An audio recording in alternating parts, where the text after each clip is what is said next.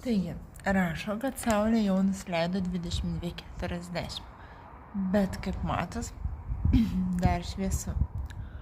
Tad pabandykim stebėti, per kiek laiko nusileis ir sutems. Kaip matot, dar šviesu kaip diena. O dabar valandų yra 3:17. Tad pažiūrėk, kaip nusileis ir pradės temti.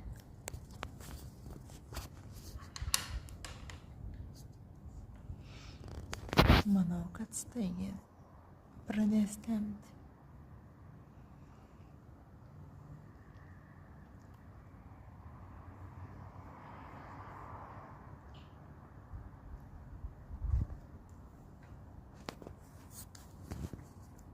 Apačioje jau šviestuvai įjungti.